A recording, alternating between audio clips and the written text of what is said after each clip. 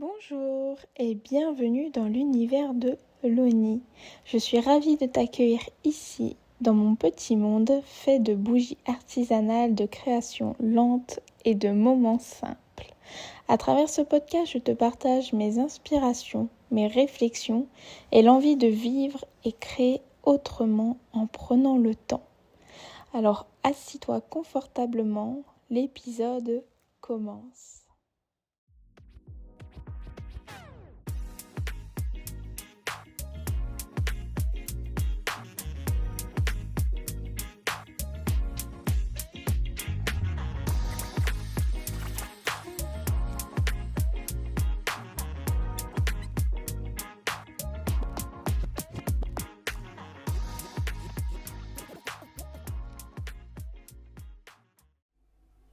Bonjour Delphine. Bonjour Lorina. Est-ce que tu vas bien?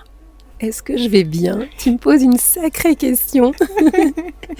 Est-ce que tu es OK pour que je te réponde avec sincérité? On est là pour ça. Et que ce ne soit pas une réponse conventionnelle à une question un peu conventionnelle. Pas quand du on tout. demande comment vas-tu? Ça va? Oui, ça va. Mais c'est bien, il faut de la transparence. Alors, comment je peux te répondre?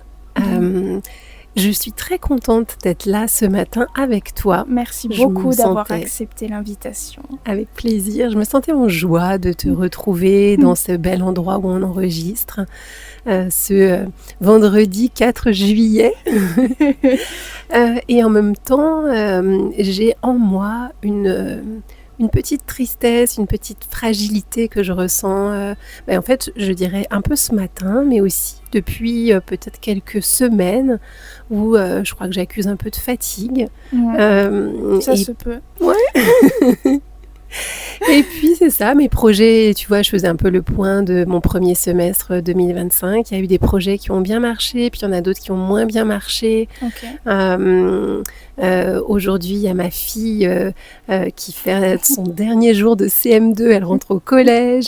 Bref, Grosse étape. voilà, il y a plein de choses qui font que, à ta question de comment vas-tu, eh bien, il y a un mélange d'émotions en moi. Dû à des circonstances, j'allais dire très particulières, mais aussi un petit peu sur le point de vue, tu vois, un peu plus, je regarde dans mon rétroviseur et qu'est-ce qui s'est passé pour moi ce premier semestre.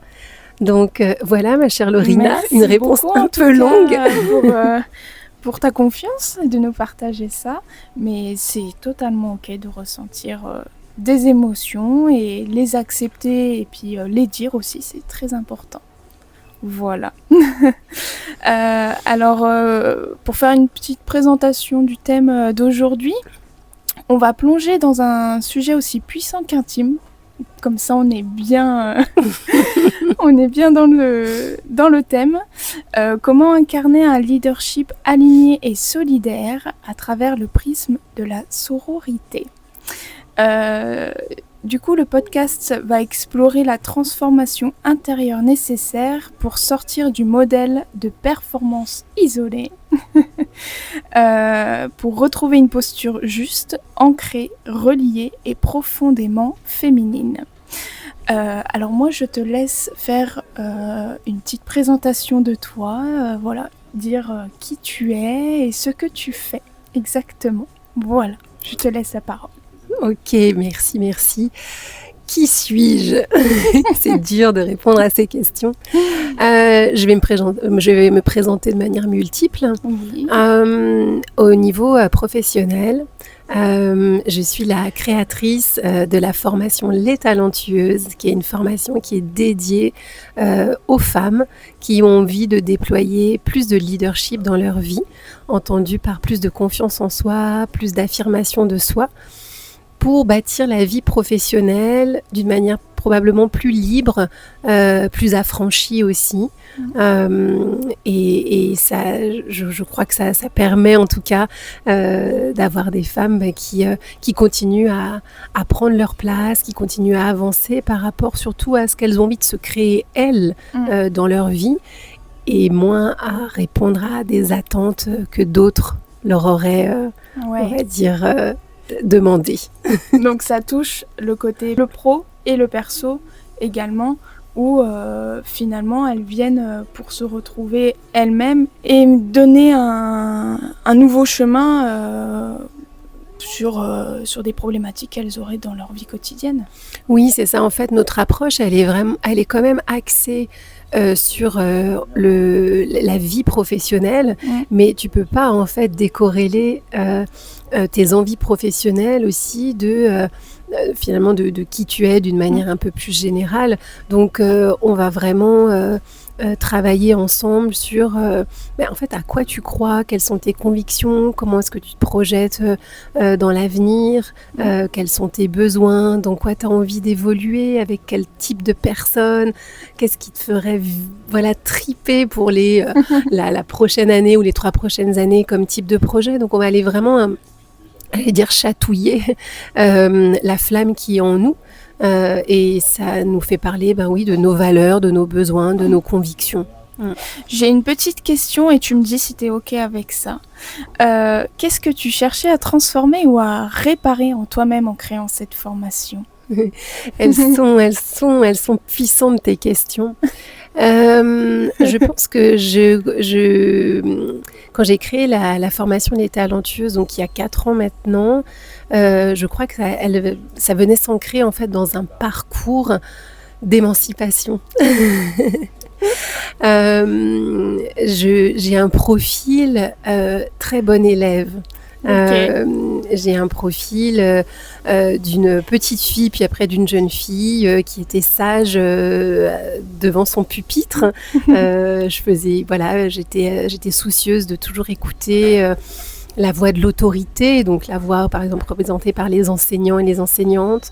J'avais toujours à goût de bien faire les choses, d'être là où j'avais l'impression qu'on m'attendait en tout cas. Okay. Ce qui est super, c'est que ça permet de déployer beaucoup de persévérance, beaucoup de force de travail, une qualité, une efficacité professionnelle, le goût du détail, etc. Ouais, donc beaucoup de choses en tout cas dont je me suis servie vraiment dans mon quotidien après de vie, mon quotidien professionnel.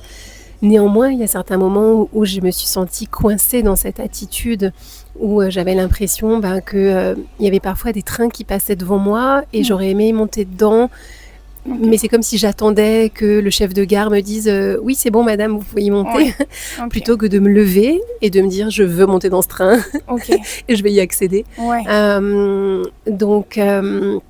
Je crois que c'est ça finalement que belle philosophie.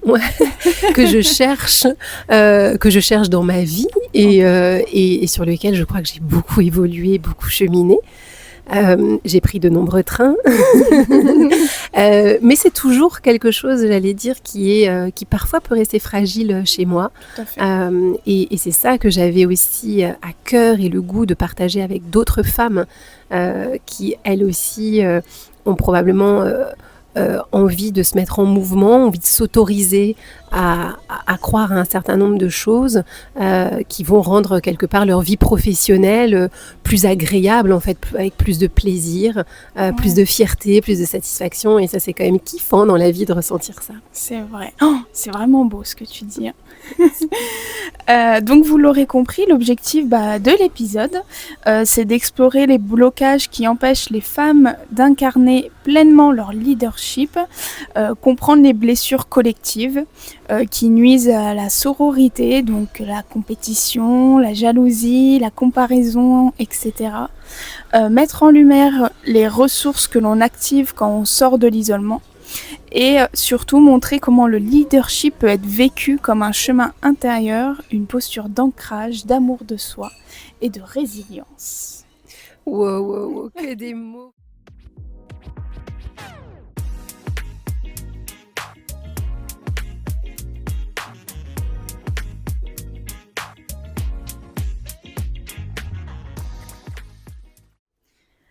Alors, on va aborder les masques de la femme leader entre puissance et protection.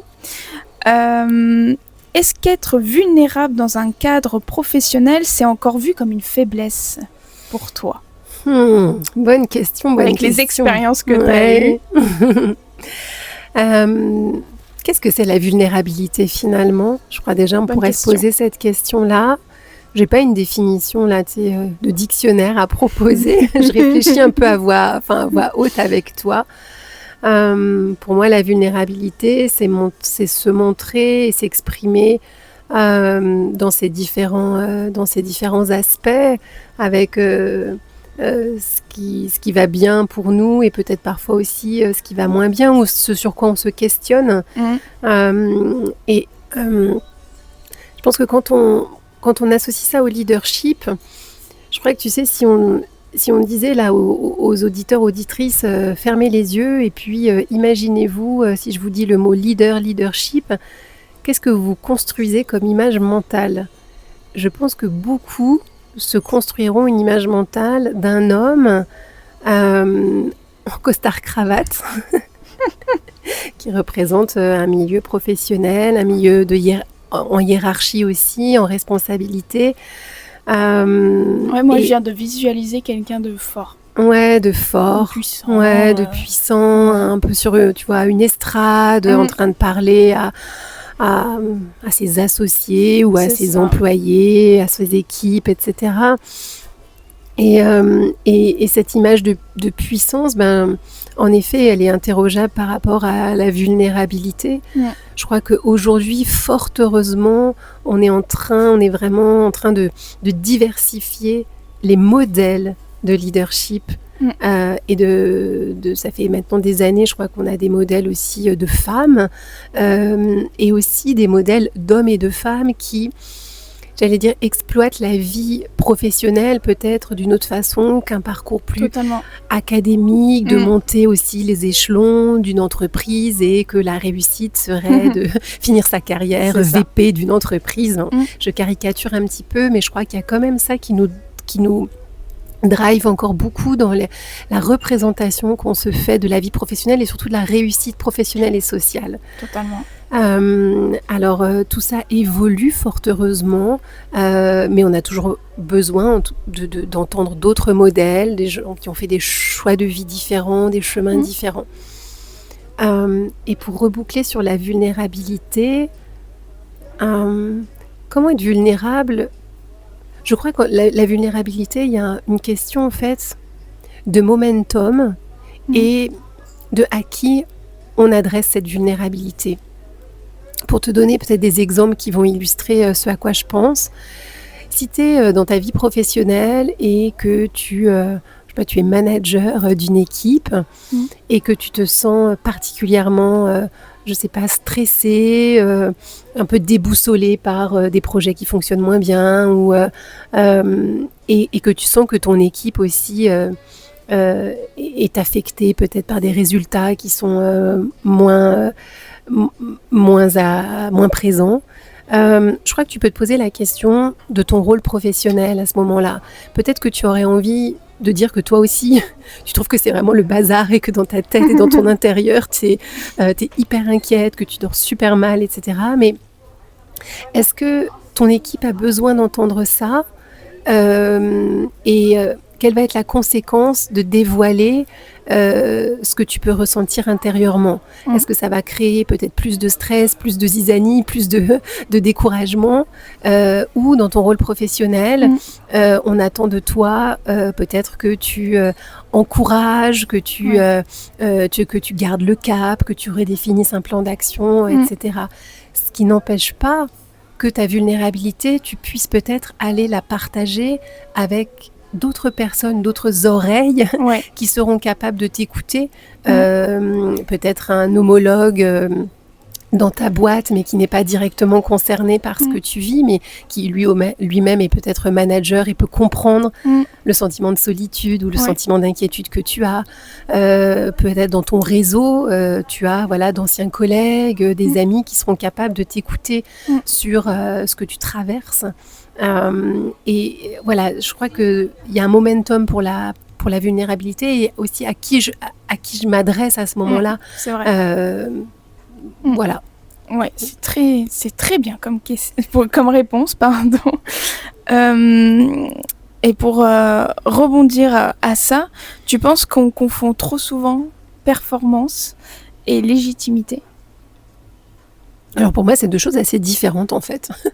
Ouais, totalement. À chaque fois, je me dis, alors qu'est-ce qu'on pourrait mettre derrière le mot performance et derrière le mot légitimité? Pour moi, la performance, il y a quelque chose quand même de froid, C'est très faire. Hein, c'est ça, on est dans le faire, on est dans l'accomplissement, la réalisation, on est dans les objectifs. C'est ça.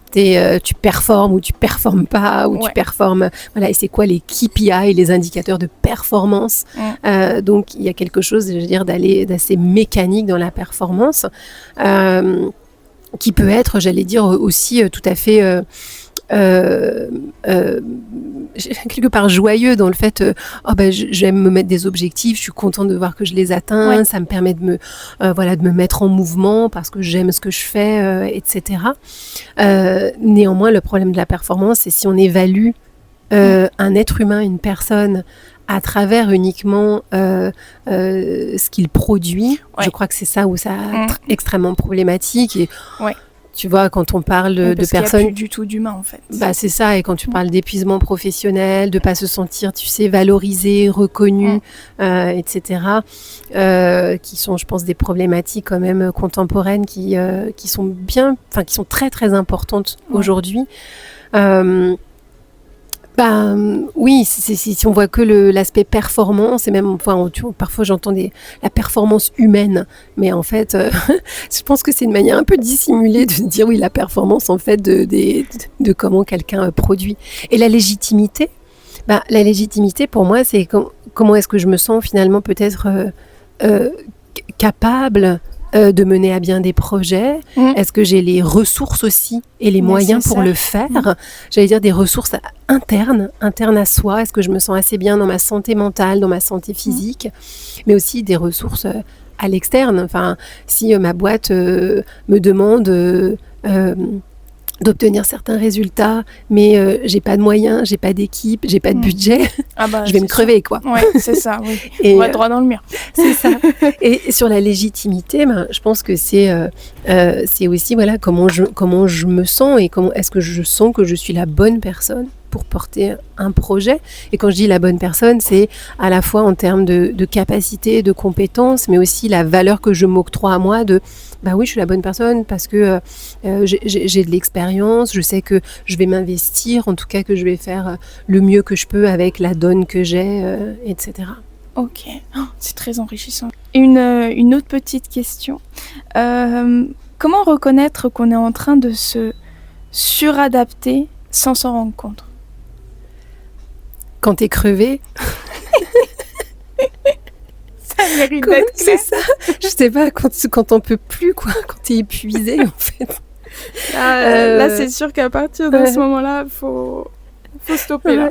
Et ça peut, je veux dire, ça peut arriver sur une journée, où tu sens que tu as rencontré des interlocuteurs, où tu as eu l'impression que tu étais beaucoup en adaptation, à la fin de la journée, tu es juste cramé. Ouais, tu as subi ta journée. En fait. Et tu sens que tu es un peu, j'allais dire, désaxé avec toi-même, tu es un peu à bout de souffle.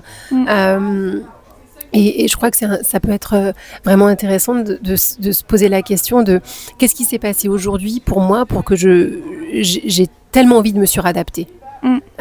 Qu'on s'adapte à l'autre, mais il y a toujours, dans la communication là, à ajuster, je veux dire, pour que le canal de communication soit bien ouvert de part et d'autre.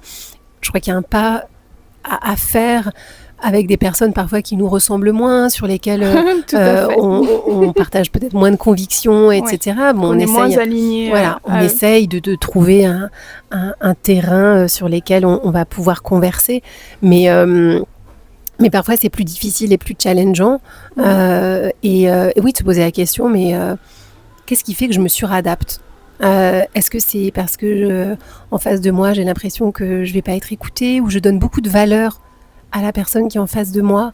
Par exemple, pour un entrepreneur, ça va être face à mon client parce qu'il va me passer une grosse commande. Alors, je vais essayer de m'adapter tellement à lui pour qu'enfin il me signe cette commande, ou si je suis face à ma direction, à ma hiérarchie, je leur accorde beaucoup d'importance parce que j'ai l'impression qu'ils ont du pouvoir sur ma vie professionnelle, alors je vais essayer de répondre à leurs attentes, en tout cas telles que je les crois.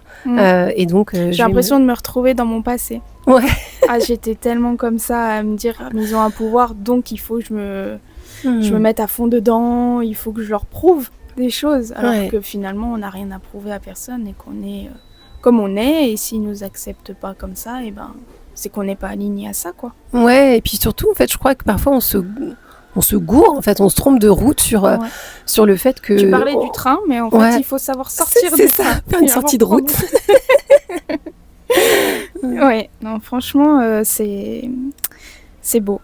Il y a beaucoup de femmes qui s'épuisent à vouloir tout gérer seules, et même quand elles sont entourées. Est-ce que tu sais pourquoi on a cette manie d'agir comme ça, ou c'est la société Ouais, alors je sais pas si c'est une manie ou si c'est une injonction sociétale, hein. Mais tu sais, l'autre jour, là, je lisais un article aussi sur quelqu'un qui disait, moi, quand j'arrive au boulot, donc c'est une maman solo, avec 2 enfants en bas âge, donc divorcée, donc il y a les enfants je vais dire à temps plein. Oui, si on peut Pas en dire garde ça. partagée, voilà, Voilà. c'est peut-être mieux exprimé. Et il y a son directeur qui lui dit un matin où elle arrive, il dit « Oh là là, franchement, chapeau, tu gères tellement bien la vie pro, les enfants, dis moi aussi j'ai des enfants petits, je sais pas comment tu fais. » Puis, tu sais, en fait, je pense qu'il voulait être... cette personne-là voulait être, je veux dire, gentille, encourageante, valorisante, etc. compatissant, ouais. Mais en fait, la personne disait, mais comment... La maman, tu sais, dans sa tête, dans son fort intérieur, disait, mais comment je fais? Mais j'ai pas le choix, là. Tu sais, Ok. et en fait, au fond de moi, je crève, je suis crevée. Ok. Je suis sur tous les fronts. J'ai des enfants qui sont petits, qui ont... la gastro dès qu'elle passe, qui chope la varicelle, Ouais. je fais les courses, je fais à manger, j'emmène aux activités, chez le dentiste, chez l'opticien, enfin les rendez-vous médicaux. Et oui, je suis bonne dans mon boulot, mais à quel prix tout ça? Ouais. Et donc d'entendre quelqu'un qui te tape dans le dos en disant chapeau, tu t'en sors super bien, finalement quelque part, C'est mais tu pas sais la quoi, réalité. ça vient simplement accentuer le fait que t'es une superwoman. Mais moi, je crois que personne là a besoin d'être une superwoman dans sa vie. Et je crois que c'est dangereux de cultiver cette image de nous les femmes, on assure tellement. Mais qui a envie de mener sa vie, j'allais dire en juste au corps avec une cape. Non, mais c'est ça. Oui, bien sûr. Mais donc, c'est, tu vois, d'entendre cette femme qui témoignait, j'ai trouvé ça très juste en fait, ce qu'elle partageait, et c'est pas parce que on te dit t'assures que t'es pas en train de te cramer, quoi. Et là, il y a vraiment un problème. Oui, parce que tu peux même pas te stopper, en fait. Ben c'est ça. Hein, quand on t'a dit, bah, franchement, chapeau. Évidemment, ça va très, très momentanément peut-être flatter ton ego, t'encourager très momentanément, mais quand ça se reproduit sur un temps long, tu sais, traverse la petite enfance, là, ça dure longtemps, la petite enfance. Tu dois bien le savoir. Et puis tes enfants, même à l'âge adolescent, ils ont encore besoin de toi, donc ça, ils ont d'autres préoccupations, donc c'est ça, ouais. J'ai peut-être un peu perdu le fil de ta question, en fait, Laurina, je me dis, mais... Non, bah après, c'était pourquoi elles s'épuisent à vouloir tout gérer, même si elles sont entourées. Ouais, ça aussi, ça me fait penser à une phrase que je déteste entendre, c'est oui, mais tu sais, mon mari, mon conjoint, il m'aide à la maison. Mais en fait, comment ça, il t'aide? C'est pas un assistant, là. Tu sais, c'est comment est-ce que chacun contribue, je veux dire, à la vie familiale, fait sa part, en tout cas. Après, c'est à chacun d'évaluer, tu sais, quelle part tu as envie ou tu es en capacité de mettre dans ton foyer. Mais de voir ça sous forme d'aide, ben, je trouve ça très vicieux quelque part. Ouais, non, mais c'est sûr. Donc non, c'est comment chacun contribue, comment chacun prend sa part, comment chacun endosse sa responsabilité. Tout à fait. Et ça, je pense qu'il y a encore du chemin à faire là-dedans. Ouais. Et puis, ça, on revient à la communication qui est très importante, et que des fois, il faut se laisser déléguer, et que c'est OK, et qu'il n'y a pas à avoir de pression sur quoi que ce soit au niveau, par exemple, même les tâches à la maison, par exemple. même si l'aspirateur est mal fait, le lit mal fait, mais que c'est délégué par le conjoint, et ben c'est pas grave, c'est ok. Au moins j'ai pu faire autre chose à côté. Voilà, avoir ce petit recul. Ça me fait sourire ce que tu dis parce que je me dis en ayant une vie professionnelle assez dense, en tout cas à certains moments, plus voilà une vie avec des enfants qui grandissent mais qui sont quand même encore à l'école primaire, une vie de femme, une vie d'amoureuse, etc. J'ai appris à accepter que chez moi, c'est un peu sale. Mais c'est ok.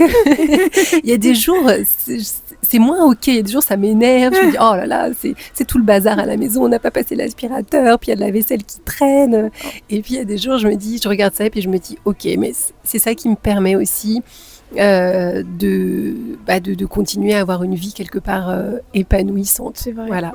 Ouais. Puis tout d'un coup, je vais m'exciter sur le ménage et avec mon conjoint, on va prendre les éponges et on va se mettre à faire les tornados.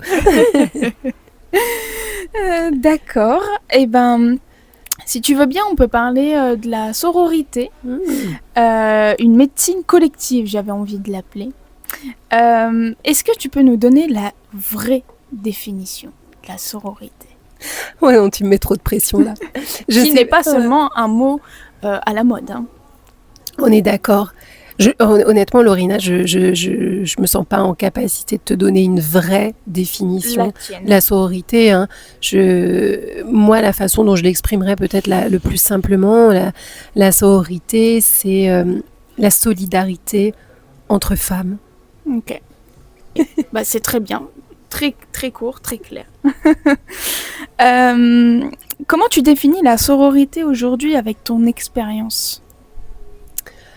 Je crois que quand on est un certain nombre de femmes à avoir envie d'expérimenter la sororité et de la faire vivre dans notre quotidien, ça implique de déconstruire un certain nombre peut-être de façons de faire et de façons d'être qui nous ont formatés. Je crois qu'on apprend pas mal finalement à être jalouses les unes des autres ou à se dire, comparaison. à se comparer. Puis on a tendance aussi à un peu se marcher dessus, hein, où il y a certaines personnes, femmes qui sont là très malveillantes en fait. Hein. Oui, absolument, avoir l'impression qu'il faut jouer des coudes finalement entre nous. Et la sororité ne dit pas qu'en effet il y a des femmes qui n'ont pas des comportements, il y a des femmes qui ont des comportements qui ne sont pas du tout fair-play, qui sont toxiques, qui sont... je ne sais pas si heureusement, mais en tout cas... oui, mais c'est... oui, je pense que la sororité, c'est avoir envie, c'est vraiment de se dire, il y a de la place pour nous toutes, et plus il y aura, plus des femmes occuperont la place qu'elles ont envie d'occuper, le métier qu'elles ont envie de faire, la façon dont elles ont envie de le faire, plus ce sera des rôles modèles aussi pour nous toutes, de nous dire, tiens, moi aussi j'ai la liberté, j'ai le choix de pouvoir vivre ma vie et a fortiori ma vie professionnelle comme je l'entends. Donc c'est plutôt s'écouter, s'épauler, s'encourager, s'admirer, mais dans le sens reconnaître à l'autre qu'elle s'est retroussé les manches probablement, et d'avoir envie aussi de le saluer. Qu'est-ce qui, selon toi, empêche encore certaines femmes de faire confiance à d'autres femmes ? C'est un peu mon cas aujourd'hui. Hein. Je pense que, moi je donne mon expérience. Où j'ai eu des expériences avec certaines femmes qui m'ont fait croire que je pouvais avoir confiance en elles et puis qui derrière me l'ont mise à l'envers, etc. et qui ont été très nocives, très méchantes. Et j'ai beaucoup de mal aujourd'hui à faire confiance parce que je me dis finalement il y aura toujours cette part vicieuse de la femme qu'on décrit à force d'avoir ces expériences entre guillemets. Et je dois pas être la seule, je pense. Donc toi, qu'est-ce que t'en penses de ça ? Ouais, déjà je suis désolée de t'entendre dans ton expérience personnelle d'avoir pu vivre ça, c'est douloureux. Ouais. Oui, en fait, ce que je me disais dans la façon dont tu décrivais, en tout cas, certaines femmes, j'ai envie de dire, oui, tu les trouvais garces, quoi. Très clairement. C'est un mot qu'on emploie aussi, je dirais, assez fréquemment pour désigner certaines Mais on a dit qu'on comportements. était en Ouais, transparence c'est ça. aujourd'hui.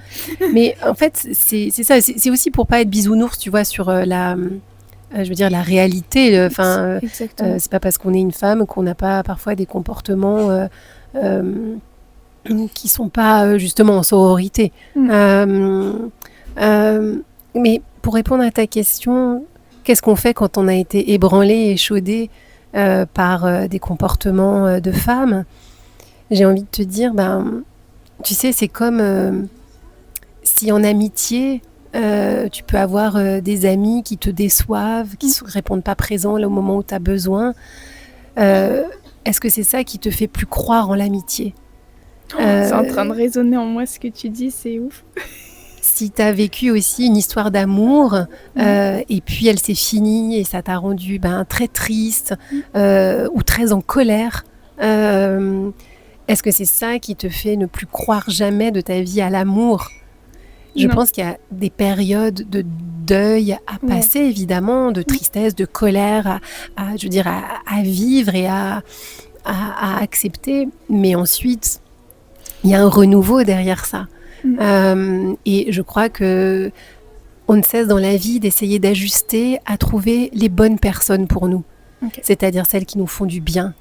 Ah bah tout à fait. Tu vas en recherche de ce que toi, tu as envie d'avoir. Donc forcément, tu vas plus t'aligner avec des personnes qui te ressemblent au fur et à mesure déjà que tu apprends toi à te connaître. Oui. Parce que quand tu arrives dans la vie et que tu sais pas du tout qui tu es et ce que tu veux, forcément tu rencontres toutes sortes de personnes. Et après, dès lors que tu te sens aligné, tu rencontres des gens qui sont dans la boucle, entre guillemets, de ce que toi tu recherches et ce qui te fera grandir aussi. Je pense qu'il y a cette part d'évolution de soi-même à chaque rencontre et que rien n'est un hasard. Exactement, je crois que c'est aussi l'expérience de vie qui fait que tu ajustes finalement ton chemin. Tu arrives aussi à détecter plus rapidement probablement des comportements qui te plaisent moins ou qui vont être plus douloureux pour toi en tout cas. Et donc c'est ça qui permet à la fois, j'allais dire, de faire un tri peut-être dans les gens qu'on rencontre ou dans les amitiés qu'on peut forger et puis dans la confiance qu'on va accorder à une collègue. Qu'est-ce qu'on souhaite lui dire, qu'est-ce qu'on souhaite lui partager, et peut-être qu'on ajuste aussi en se disant tiens, cette collègue, je me sens pas tout à fait à l'aise, je sais pas exactement pourquoi, mais du coup je me garde une petite réserve. Ça n'empêche pas éventuellement de bien travailler avec elle, mais il y a peut-être des petites choses, des petits signaux à écouter et à lever progressivement. Tout à fait. Et pour clôturer cette partie de la sororité, on va refaire le parallèle avec ta formation du leadership. En quoi la sororité, du coup, transforme concrètement le leadership ? Ouais. Moi, ce que j'adore dans la formation Les Talentueuses, et maintenant je commence à avoir un petit peu d'expérience puisque la formation elle existe depuis 4 ans et il y a presque 80 femmes là qui ont traversé ce parcours. Je crois que ce qu'elles aiment le plus finalement, c'est de pouvoir s'asseoir autour d'une table avec d'autres femmes qu'elles ne connaissent pas et de pouvoir partager tout ce qui se passe dans leur vie professionnelle, tout ce qui les heurte, ce qui les brusque, ce qui les contrarie, et d'entendre en face d'elles d'autres femmes qui disent « je te comprends, je t'entends, je t'écoute, je te considère ». Parce que moi aussi j'ai vécu ça, ou parce que j'ai déjà vu ça. Et donc, ensemble autour de la table, on est là à la fois pour s'écouter, et aussi parfois pour se suggérer des solutions, en tout cas se faire cheminer sur comment on pourrait s'y prendre différemment. Et c'est par ces jeux d'échange, de questionnement que parfois on trouve j'allais dire une solution un peu en nous, en disant tiens, je vais essayer ça quand je vais revenir dans mon quotidien professionnel la semaine prochaine. Ouais. Je me sens plus solide. Et puis un autre truc que j'aime beaucoup que les talentueuses partagent, c'est que quand elles sont dans leur vie professionnelle, au quotidien, au bureau, il y a des journées qui se passent moins bien que d'autres. Des journées où tu as des conversations difficiles, tu dois prendre des décisions qui ont de l'impact sur les autres, etc. Donc tu vas te mettre un petit peu à trembler intérieurement. Ouais. Elles ressentent souvent la force du groupe des talentueuses derrière elles, comme une énergie, j'allais dire, d'alliés. Ouais. C'est vraiment un réseau d'alliés qui... un cercle qui te pousse dans le dos, en tout cas, qui est là derrière toi pour te soutenir, te dire on est là. Ouais. Et parfois c'est très, j'allais dire, très tangible, dans le sens on a un groupe WhatsApp partagé. Certaines vont dire aïe aïe aïe les filles, demain je dois faire ci, je dois faire ça, j'ai la trouille. Et là en général elles reçoivent à la fois une déferlante d'encouragement, de soutien, de si tu veux je suis là pour toi, on peut en parler au téléphone, j'ai déjà vécu ce genre de situation. Et puis parfois c'est juste, elles disent au moment où je devais avoir une conversation difficile, j'ai pensé à vous les filles, à vos sourires, à vos encouragements, au fait que vous êtes toutes des super professionnelles, que vous êtes toutes des badass. Et je me suis dit, allez, avec cette énergie-là, moi aussi, je suis capable, en tout cas, de passer à travers cette conversation. Il y aura ce qu'il y aura dans cette conversation. Ce sera peut-être pas parfait, mais ça me donne l'élan d'essayer. Waouh, c'est très beau, ça donne très envie de passer le cap, je te confirme. Tu sais qu'on ouvre les inscriptions pour la prochaine session de formation qui démarre le 19 septembre. Ah, ok. Donc voilà, on a un petit groupe qui est commencé à se constituer, mais il nous reste encore quelques places. Donc là, l'invitation est lancée. Oui, parce que je préfère rebondir. La formation se trouve à Lyon, c'est ça ? Absolument. C'est en présentiel ? C'est en présentiel, ça a été vraiment un choix de ma part de faire ça en présentiel. Je comprends que c'est limitant pour des personnes qui habiteraient loin de Lyon. Voilà, néanmoins, il y a souvent des personnes qui viennent des alentours de Grenoble, de Saint-Étienne. Et puis, oui, c'est en présentiel, c'est à peu près une journée toutes les 3 semaines. C'est une formation de 3 mois. Oui, de 3 mois. Et on se réunit plusieurs fois. Il y a beaucoup d'échanges aussi individuels. Et l'idée, c'est vraiment d'aller essayer de transformer certaines choses dans ton quotidien professionnel. C'est le but aussi d'une formation, c'est que tu puisses concrètement et tangiblement te dire que ça a changé quelque chose dans ton quotidien. Tout à fait. Sinon, on en reste à un niveau de connaissance. Tu peux lire des bouquins sur le leadership, tu peux écouter des podcasts sur le leadership comme aujourd'hui. Ça nourrit ta réflexion. Et ça, c'est déjà, j'allais dire, le premier pas. Mais ensuite, si tu veux vraiment passer à l'aspect un peu, comment je transforme ça dans mon d'une manière pratico-pratique. Donc, c'est vraiment ça, nous, qu'on va actionner dans la formation. Ok, super. Voilà, je voulais vraiment que tu fasses un petit point dessus. Maintenant, on va parler du le leadership incarné, pour continuer dans la lancée. Est-ce que montrer ses émotions dans un rôle d'autorité, c'est risqué ou dangereux? Donc on revient un peu à la question qu'on avait abordée avant sur la vulnérabilité qui est vue comme une faiblesse. Toi, qu'en penses-tu par rapport à ça Moi, je crois que montrer ses émotions, en fait, je veux dire, avant de montrer ses émotions, je crois qu'il est important déjà de conscientiser et d'identifier qu'on est en train de vivre des émotions. Parce que quand on est en situation professionnelle, je sais pas, en réunion d'équipe et il y a quelque chose qui vient vraiment nous agacer, nous frustrer, nous décevoir, et que souvent on entre dans une réaction à chaud.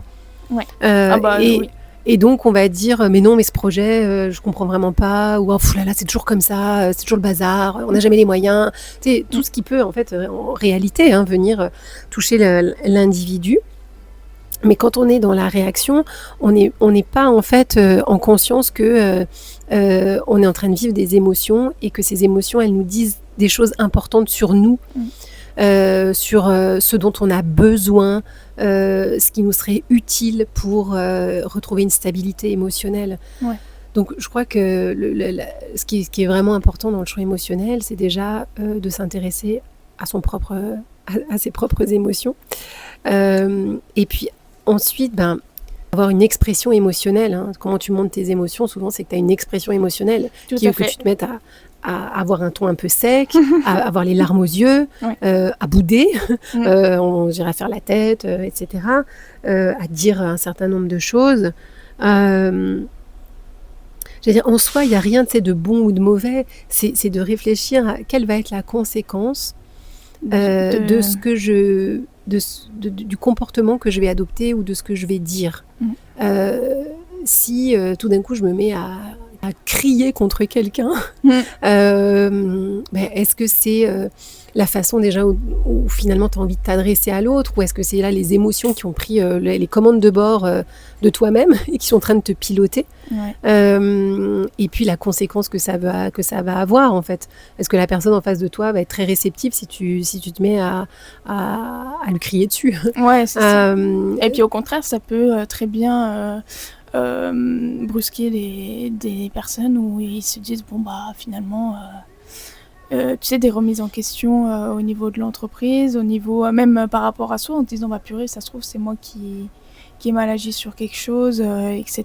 Et ça peut prendre des conséquences assez grosses, si on peut utiliser ce terme.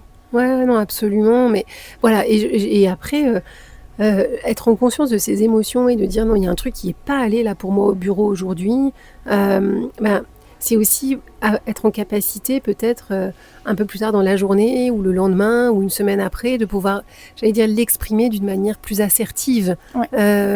Donc moins cristallisé autour de l'émotion, mais vraiment tu vois, si tu n'as pas compris quelque chose ou si tu n'es pas vraiment d'accord, de redemander de la clarté. Est-ce qu'on peut me réexpliquer en fait le sens de ce projet-là, parce que je suis pas vraiment certaine de le saisir et j'aurais besoin d'avoir un peu plus de clarté pour me sentir plus à l'aise. Donc c'est ça en fait. Exprimer ses émotions au contexte professionnel, j'allais dire en soi c'est ok, mais c'est de réfléchir à comment je le fais. Mais en fait, s'il y a une intensité émotionnelle vraiment très forte qui a été ressentie, je sais pas, un sentiment, je veux dire, d'inéquité, d'injustice, etc. C'est vraiment des ressentis très très forts. Donc tu peux pas te dire en 5 minutes finalement je vais dire là je sens que c'est inéquitable pour nous dans l'équipe. Non, souvent il va te falloir un peu plus de temps pour retrouver une sorte de stabilité, et probablement qu'il va être nécessaire que tu trouves tes soupapes émotionnelles. C'est-à-dire, alors les soupapes émotionnelles, ça peut être quelqu'un avec qui tu vas pouvoir dire, ventiler éventuellement ce qui va pas. Ça peut être une collègue avec qui tu vas dire oh blablabla, ça va vraiment pas, ça m'énerve. Et puis là vraiment, j'allais dire, être un peu plus dans l'émotion. Ça peut être aussi une personne en qui tu dis attends, je vais t'exposer la situation, comment t'aurais réagi, qu'est-ce que tu comprends, parce que nos émotions, elles nous mettent un filtre par rapport à la réalité. Elles mettent un filtre sur notre perception et elles nous font interpréter les choses parfois d'une manière légèrement distordu. Donc l'idée dans l'intelligence émotionnelle, c'est d'aller remettre de la clarté et le plus d'aplomb possible la réalité des choses. Et parfois on a besoin d'un point de vue extérieur. Parfois ça va être aussi, je sais pas, d'aller courir, d'aller danser, d'aller marcher. Tout à fait. Pour que le corps aussi se mette en mouvement et sécrète d'autres hormones aussi qui vont nous aider en fait à retrouver cette stabilité là. Donc oui, le champ des émotions, c'est c'est sûr que oui. Et puis les émotions, voilà, c'est tout, comme toi ce matin où tu vois, il faut accepter que on se réveille, on n'est pas au top de sa forme, et puis savoir le dire aussi, je trouve ça très beau et je te remercie encore pour ta confiance. Donc Si toi, tu devais résumer en une phrase la clé du leadership aligné, ça serait quoi? J'allais dire le leadership aligné, c'est le leadership qui correspond à tes convictions, Ok. à ce que tu as envie de porter comme voix dans le monde, en fait. Ouais. Mais ça implique aussi de se poser la question avant de quelles sont mes convictions, quelles sont mes valeurs, à quoi je crois, Ouais. quelle vision du monde j'ai pour moi, pour mon entourage, pour mes enfants. Et c'est ça qui te donne une boussole. Ouais. Une boussole pour jour après jour vérifier que ta boussole elle suit toujours le cap que tu t'es fixé quelque part, un cap qui est plus grand que toi et vers lequel toi tu empruntes ton chemin. D'autres pourraient avoir le même cap et emprunter un chemin différent. Et c'est normal, chacun absolument a la perception de faire les choses différemment et c'est normal. Alors pour conclure ce très beau podcast, Delphine qui aimerait du coup transmettre aux femmes qui doutent de leur légitimité à incarner un nouveau leadership. Vous pouvez retrouver du coup sa formation, je vais mettre un lien, etc. On peut te retrouver aussi via ta newsletter qu'on peut s'abonner. Voilà, tu me donneras. Et puis sur mon profil LinkedIn aussi, pour celles qui utilisent LinkedIn, j'utilise beaucoup, je communique régulièrement sur LinkedIn. Donc ne pas hésiter à se connecter à moi sur LinkedIn et me mettre un petit mot. Voilà, j'ai écouté le podcast et ça me fera très très plaisir. Donc voilà, donc si jamais vous voulez en savoir plus sur la formation qu'a créée Delphine et puis connaître aussi toi, parce que tu as beaucoup de transparence sur tes posts, c'est ce que j'aime beaucoup, où tu dis quand ça va pas et puis que tu dis quand ça va bien, et qu'on aime la transparence aujourd'hui. Donc voilà, et se soutenir et savoir dire bravo. Voilà, donc je te dis bravo d'avoir réalisé ce podcast avec moi, même si les émotions étaient différentes de ce que tu aurais pu imaginer. Mais voilà, je suis très fière de toi. Est-ce que tu as quelque chose à dire pour conclure ou pas? J'aimerais te dire merci à toi, Lorina, de m'avoir invitée à ton micro. Merci à toi d'avoir accepté l'invitation. En fait, ce que j'ai apprécié aussi là, c'est, je crois que tu as su créer aussi entre nous un cadre de confidentialité. Pourtant, je sais que c'est un podcast qui va être écouté, mais il y a comme quelque chose de confidentiel, peut-être dans la conversation intime que tu voulais y mettre. Et puis, tu as créé aussi le cadre de confiance. Et c'est probablement pour ça que je me suis, j'allais dire, autorisée et permise de te dire ce que je traverse avec un peu plus de vulnérabilité justement, et ça je crois que quand on fait confiance à l'autre, c'est là où on peut déposer un certain nombre d'émotions et être plus en sincérité et en transparence avec soi-même et pour l'autre. C'est ça, merci beaucoup, ça fait chaud au cœur, moi ça me fait très chaud au cœur ce que tu viens de me dire, alors merci beaucoup. Et voilà, je vous mettrai tous les liens en description et puis je te souhaite une très belle journée Delphine. Et j'espère à bientôt. Bonne journée Lorina, à très bientôt.